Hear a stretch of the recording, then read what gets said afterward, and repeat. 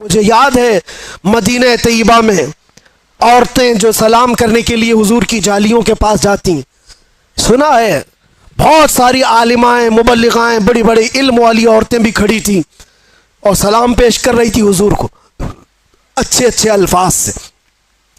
अस्सलातु वस्सलामु अलैका या खातमन नबिय्यीन या रहमतल लिल आलमीन या राहतल लिल आशिकीन या मुरादल मुश्ताकीन या शम्सल आरिफीन या सिराजस सालिकीन। हुजूर के लक़ब है। लेकिन एक देहात की गांव की बूढ़ी औरत खड़ी थी, अंगूठा छाप, कुछ नहीं पड़ा था, लेकिन है तो हुजूर की गुलाम। जब जालियों के करीब खड़ी ये सलाम सुन रही थी दूसरों का, तो जज्बात बेकाबू हो गए और अंदर से गम उमड़ आया, आंखें डबडबा गई, रोने लग गई। काश मैं भी पढ़ी लिखी होती तो हुजूर को कुछ अच्छा सलाम करती। ये मेरी बहनें हैं जो आज हुजूर को अच्छे अलकाब से सलाम पेश कर रही। तुफ है मेरी जहालत पर, लानत है मेरे बेपढ़े लिखे पर। और उसके बाद दिल इतना भर आया कि वहां रुकने की हिम्मत नहीं हुई।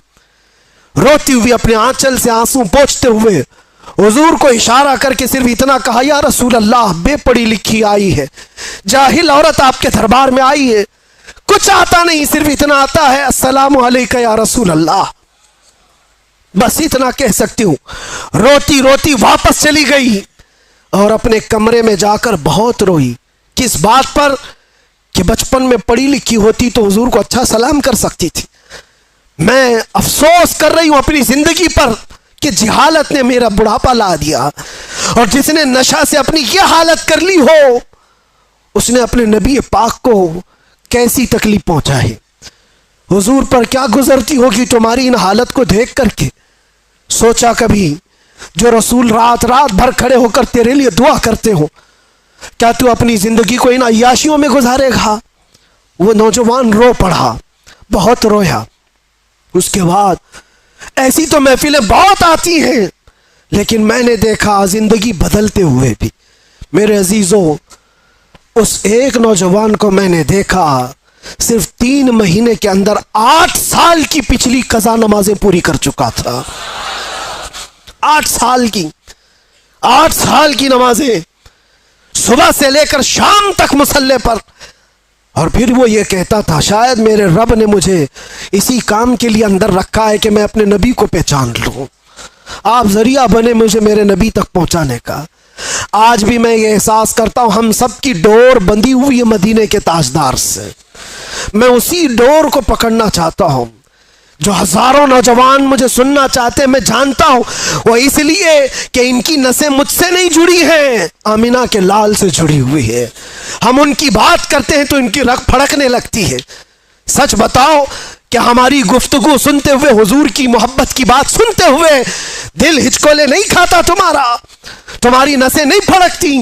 वो मेरी जुबान का कमाल नहीं जो तुम्हारा ताल्लुक मुस्तफ़ा करीम की जात से है।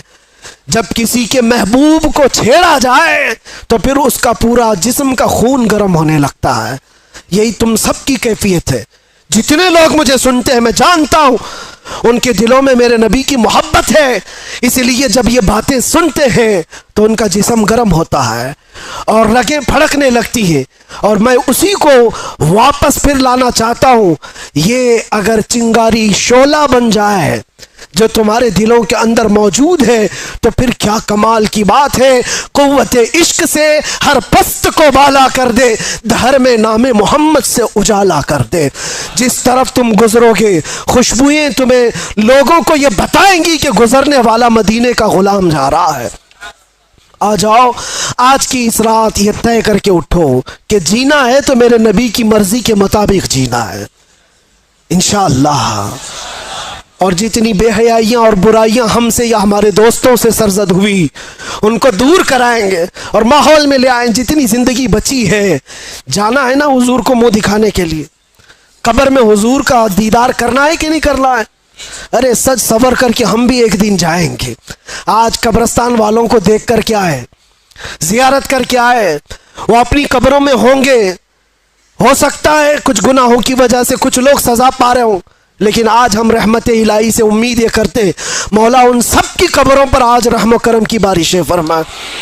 और सबसे बड़ी बात यह है कि आज रब तबारक व तआला उनकी कब्रों में जलवे रसूल अता फरमाए, और हमारी भी कब्रों में होगा इंशाअल्लाह, होगा इंशाअल्लाह। इसीलिए हमको हमारे घर वाले सजा करके भेजते हैं, अच्छे कपड़े पहना कर भेजते हैं, साफ सफ़ेद लिबास कफन का, अतर भी लगाते हैं, सुरमा भी लगाते हैं, फूल भी चढ़ाते हैं, जैसे दूल्हे को सजाते हैं। मुर्दे को क्यों सजा रहे हैं? वो कब्र में जा रहा है, मट्टी में जा रहा है, लेकिन बुजुर्गों ने फरमाया इसलिए सजाते हैं कि वो अपने नबी को देखने जा रहा है, हुजूर की जियारत करने जा रहा है, जाना है हुजूर को चेहरा दिखाना है, तो वो चेहरा बना तो लो जल्दी से, और जब जाओ तो फरिश्ते जिस वक्त उठाएंगे तो हम इंतज़ार ही कर रहे होंगे, हम इंतज़ार ही कर रहे होंगे कि नबी पाक सल्लल्लाहु ताला अलैहि वसल्लम तशरीफ़ ला रहे होंगे। और बाज़ लोगों की कब्रों का हाल तो ये बताया गया, अल्लाहु अकबर, अल्लाह हमें उन कब्रों में बनाए कि बुजुर्गों ने फरमाया बाज़ मोमिनीन की कब्रों का हाल तो ये है, मुनकर नकीर बाद में आएंगे, पहले रसूलुल्लाह पहुंच चुके होंगे। और फिर वही मोमिन ये कह सकता है जब फरिश्ते उसको पूछ रहे हो, बता इनके बारे में क्या कहता था, वो तो पहले से आए हुए हैं, फिर फरिश्ते पूछेंगे तो यही तो कहेगा वो मोमिन, अब तो पाए नाज से ऐ फरिश्तों क्यों उठूं, अरे मर के पहुंचा हूं यहां इस दिलरुबा के वास्ते। वाखिर दावाना अनिल हम्दुलिल्लाहि रब्बिल आलमीन।